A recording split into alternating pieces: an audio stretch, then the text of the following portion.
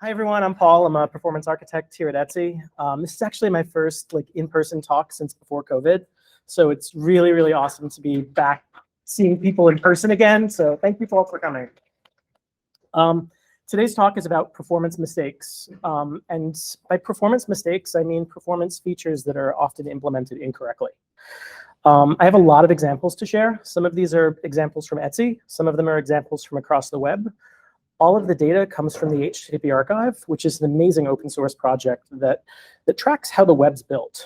So this is a project that was started in 2010 by Steve Souders. Back when it was started, it was measuring 1,000 websites every month, and it was just collecting performance data and stats.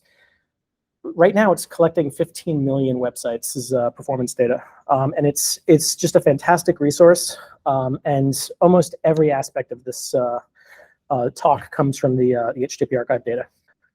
For those of you not familiar with the HTTP archive, it works by taking a list of URLs, and the list of URLs actually comes from Google's Crux data. So Crux, or the Chrome User Experience Report, is Google's RUM data. It's a public resource that they provide that you can use to see how websites are performing in Chrome browsers.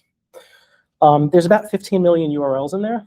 And that's actually used by Web Page Test to take a Web Page Test measurement for every single one of these pages. And there's a measurement taken for desktop and emulated mobile. And all of that data, which is tens of terabytes of data, every month is stored in Google BigQuery. And it's made available for anybody that wants to query it. And so most of the analysis from this presentation came from running SQL queries against that data set. The output of this, the HTTP archives, if you go to the HTTP archives website, there's a bunch of curated reports with monthly trends.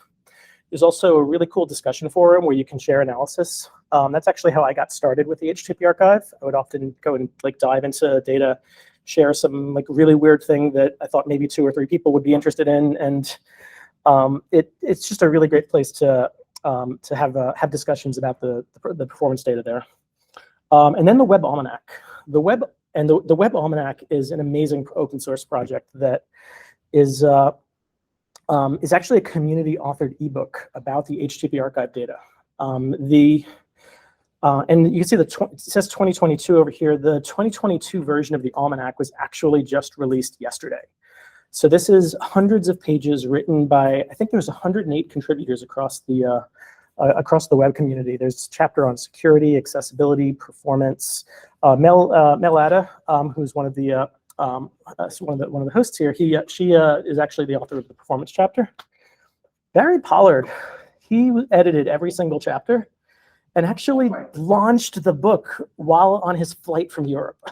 Yeah. So he did a production deploy at 35,000 feet. But so hats off to Barry. But yeah, so there's tons of data from the HTTP archive, from the queries I wrote, and from the Almanac, all kind of spread throughout this presentation. And so there's a couple of performance techniques I wanted to talk about, and all of these are techniques that you've probably heard about, you might be using already. There's not really anything new in terms of web performance features, but I want to kind of review how some sites might be misusing them. And one example of this is lazy loading. So lazy loading is a really, really cool technique that allows you to load only what is needed, what's visible within the viewport of the browser in order to render a page, and all the other images can be loaded later, as you scroll them into view. Historically, this was something that you had to do with a JavaScript implementation. Intersection Observer could monitor scrolls and load images as they appear into view. But a few years ago, this HTML attribute loading equals lazy was introduced, and it made it so easy. All you have to do is add loading equals lazy into your image tags, and the browser will natively lazy load the image. This is now part of the HTML specification, and it's supported in Chrome, Firefox, Safari, Edge. It's actually, you can see where it's supported here. It's supported on most modern browsers, or actually all modern browsers at this point. So the adoption of it has actually grown quite considerably over the years. This is a graph from the media chapter in the 2022 Almanac. And you can actually see that over the 2020 to 2021, there was a pretty significant growth, and it's actually gone to that 24% of websites. So out of that, like 15, well, this was based on 8 million websites, but out of 8 million websites, a quarter of them are lazy loading natively, which is pretty amazing. Could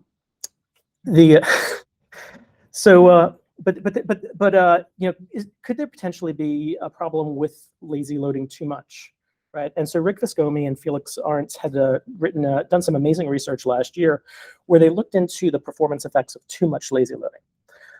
One of the things that they noticed with WordPress sites was that when WordPress introduced lazy loading into their platform, it actually made some sites slower in terms of largest contentful paint. What was determined is that the hero images were being lazy loaded, or content that was within the viewport was being lazy loaded, and that was actually causing a performance regression.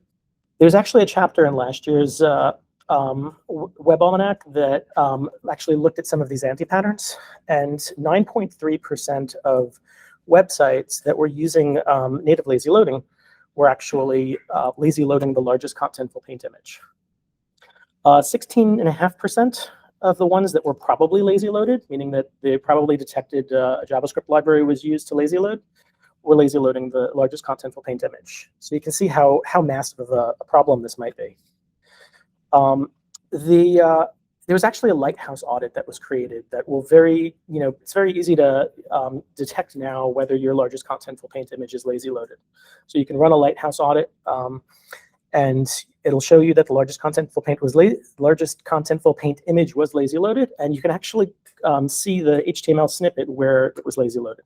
There's a lot of sites that are doing this today. So out of the 15 million websites in the August 2022 dataset, almost 615,000 of them actually failed that lazy loaded audit in Lighthouse. And sure, there's 15 million sites here, but like if you look at the sites by popularity rank, 38 of them were in the top 1,000 sites. 372 of them were in the top 10,000 sites. So this isn't a problem that just like small sites are making. This is a lot of large sites are doing this as well. I actually wound up looking at some of examples, and hey, Etsy is there. So this is performance mistakes, and we are proud to talk about our mistakes as well. But you can see a couple of other fairly prominent websites out here: IKEA, Mobile Times, T-Mobile, China Times, News.Google. These are all lazy loading their largest contentful paint image. We fixed ours. We fixed ours. Not yet. And you can see that kind of the example here from the snippet on Etsy's website. If you look at the one from IKEA and the one from Google News, it's the same exact thing. The hero image is lazy loaded, and the Lighthouse audit is nice enough to let us know. The next topic that I want to talk about is resource hints. Resource hints is a really, really great feature that allows you to tell the browser to do something early. So there's three resource hints that we're going to talk about specifically. There's DNS prefetch, preload, and preconnect. DNS prefetch and preconnect are the ones that we're going to talk about first because they help accelerate third-party connections, where preload is something that's going to fetch resources earlier. When you think about loading third-party content, so after you load your HTML and you start loading a bunch of first-party resources, once the browser discovers that there's a third-party request, it needs to perform a DNS lookup, establish a TCP connection, perform a TLS handshake, and then make an HTTP request. But if you use DNS prefetch, then the DNS lookup happens much earlier, and you wind up performing the TCP connection and the TLS handshake, and then make the HTTP request once the browser knows it needs to make that request. So everything happens a little bit faster. Preconnect actually sets up the entire connection, so DNS, TCP, and TLS. And then when the browser knows it needs to make the request, it makes the HTTP request. So you might look at these and say, well, why don't we just always use preconnect? DNS prefetch is useful if you want to perform a DNS lookup for a third party that maybe you're not connecting to right away. Whereas preconnect is great if you're need to connect to a third party and on the same page, and you just want that connection to be set up earlier. Now, the problem is that if DNS prefetch is actually used a lot more than pre-connect. And so if you're using DNS prefetch, and the domain that you're loading content from is on the same page, you probably want to use pre-connect instead. This is an example of Etsy's homepage. And it looks like we're doing a DNS prefetch here. Right, so you can see the DNS lookup is happening for i.etsystatic.com almost immediately after the HTML is loaded. And then once the browser discovers the request for the image, there's a TCP connection and a TLS handshake. Problem is we weren't using DNS prefetch. We were using a pre-connect. So this was in our HTML source. And when I saw this, I was really puzzled. Like, why are we not establishing the connection? And I wound up doing like a Wireshark trace to see what was actually happening. And sure enough, there was a TCP connection and a TLS handshake that happened. The browser just decided not to use it. The reason why turned out to be CORS, right? And which everyone that has been stumped by CORS just nodded their head. But yes, CORS is a pain. And the problem was that from www.etsy.com, we were establishing a connection to i.etsystatic.com. If it was i.etsy.com, it would be considered same origin, and it would work. But because it was i.etsystatic.com, it was a different origin. It was considered cross-origin, and so this cross-origin attribute was needed here in order for the browser to be able to use that connection. Now, pre-connect can be implemented in an HTTP response header. Or an HTML response body. I found that there was 18 million pre-connects implemented in HTTP response headers. And there was 8.6 million pre-connects in response bodies. 166,000 of these 18 million pre-connects were missing cross-origin attributes in the response headers. They worked fine. And I'd only really previously implemented pre-connect in response headers. At Etsy, we implemented it in the response body. So when I started looking at the response bodies, 4.4 million of these were missing cross-origin attributes. And there is a ton of them that were blocked by CORS. And once you start looking at these, you'll notice them every time you look at a waterfall. And that's why I wanted to show examples like this. Like, for example, over here, you can see on Daily Mail, i.dailymail.com, just the DNS lookup is happening. Same here for t.dailymail.co.uk and TED. Same thing on Macy's. So this SLI images.macy's assets, just the DNS lookup. Assets.macy's, just the DNS lookup. So if you're using pre-connect, so if you're using DNS prefetch, use pre-connect instead. But if you're using pre-connect and you see what looks like a DNS prefetch happening, you probably want to make sure you have the cross-origin attribute. The next thing I want to talk about is preload. So preloading allows you to, and this is an example from web.dev, but preload allows you to tell the browser that a resource is of very high priority and it should be loaded right away. So ignore the resource priority and just load this immediately. And you can see that this example here on the top, the document loads, the CSS loads, and then the font loads. The one on the bottom here, the document loads, and then the fonts are requested at the exact same time as the CSS.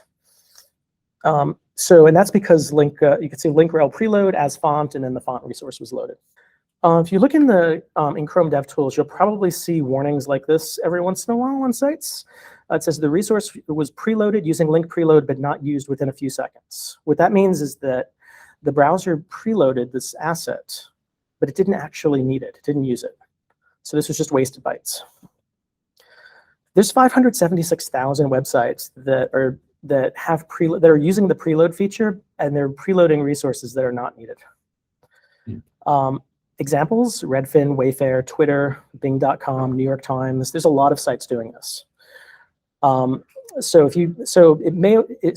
definitely recommend checking to make sure that you're not preloading resources that are unused. And I believe there's also a Lighthouse audit for this as well. This was one of the more extreme examples that I discovered. That is a waterfall graph, believe it or not.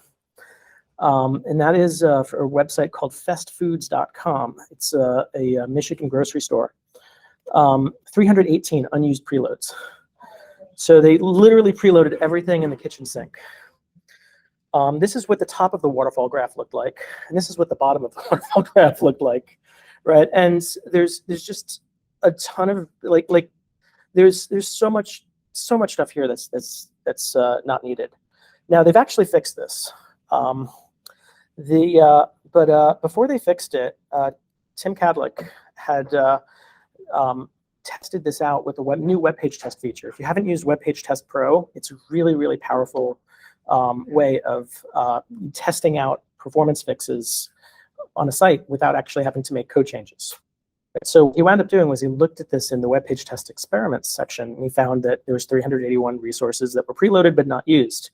And then you can see, you can check this, run this experiment to remove unused preloads, and poof, it will do that. And so he actually wrote a blog post about this example, and you can see that the first contentful paint was almost 6 seconds faster by removing all these unused preloads.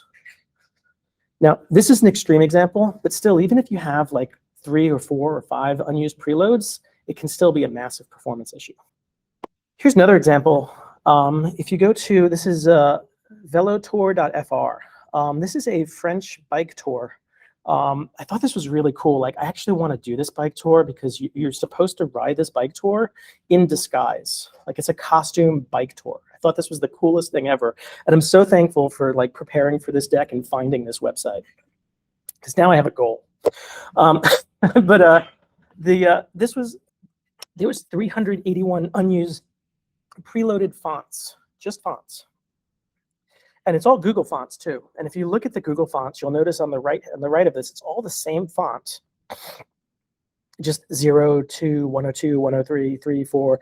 It's just sequentially adding a number at the end of the file name. Now, all of these were different fonts. They didn't just have one glyph. They had anywhere from 30 to 100 glyphs in them. So they were large font packages or decent sized font packages. But there was 381 of these.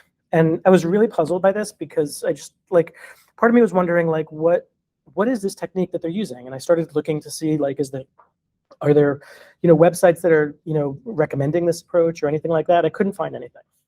And I started looking at a couple more examples.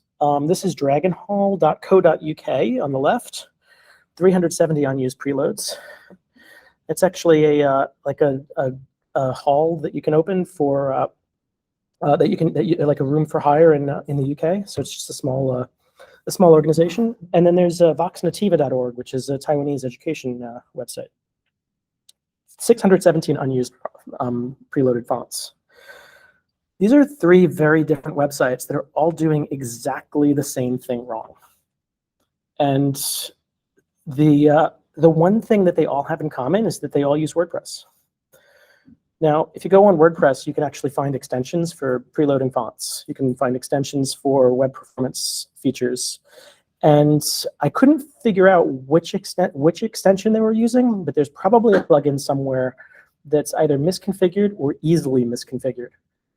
And so one of the things I'd like you to take away from this is if you are using a tool to automate web performance optimizations, run web page test on it just to make sure it's doing what you expect. Because in this case, this is a feature that was probably implemented in order to speed something up, but it significantly slowed it down. The next topic I want to talk about is compression. And now when I'm talking about compression, this is text-based compression. So gzip compression, Brotli compression.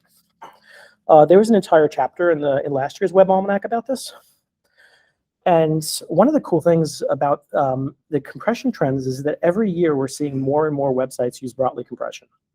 So Brotli compression is a newer compression algorithm. It was invented by researchers at Google that gets you about 15 to 20% more byte savings over gzip. It's much more computationally expensive than gzip, but if you can pre-compress your assets, then it's worth doing. But it's had a significant growth over the past few years.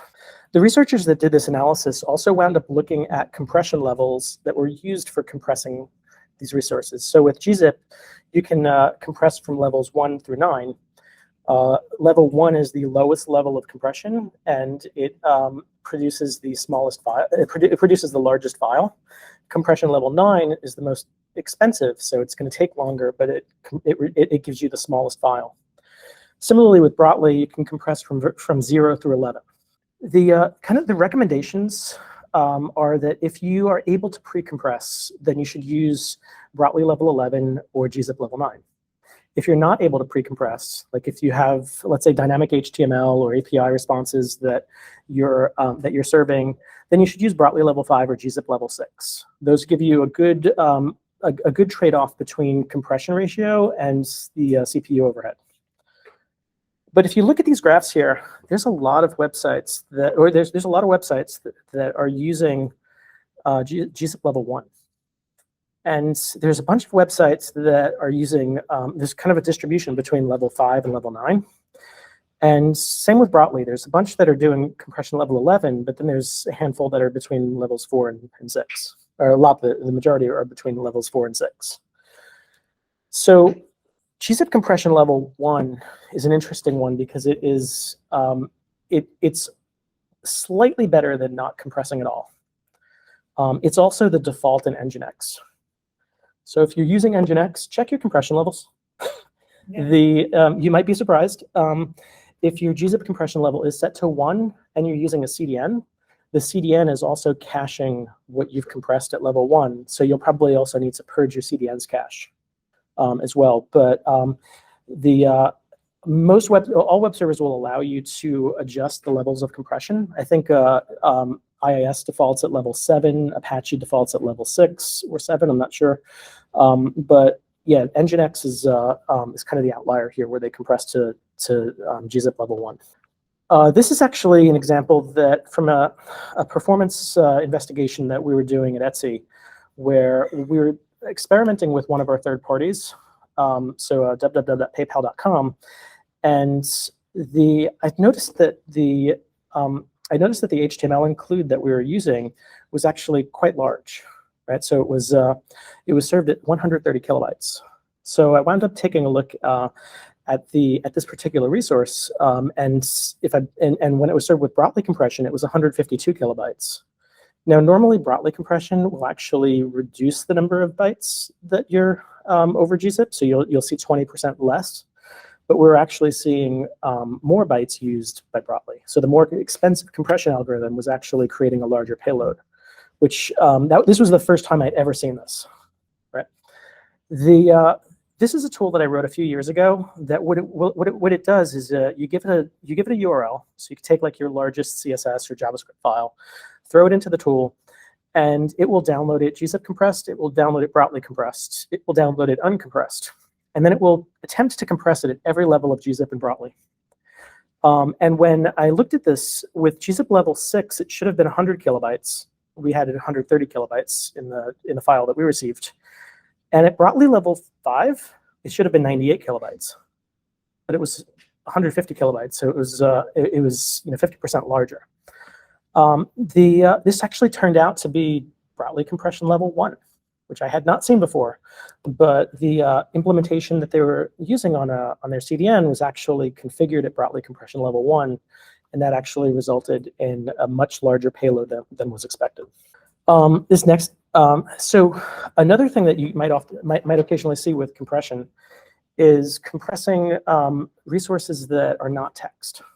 Right? So here's an example of Cricket Wireless is gzip compressing their images. Images are already compressed in a different way. So gzip compressing them, all that is doing is creating compression overhead for the web server and then decompression overhead for the client. So the client has to compress something that it then has to decode another way. There's 406,000 websites that had at least 5 first-party images that were served compressed. Some examples of that were Telegraph, Costco Travel, Ryanair, Bass Pro, and Support.Apple. Likewise, the same thing is true with fonts.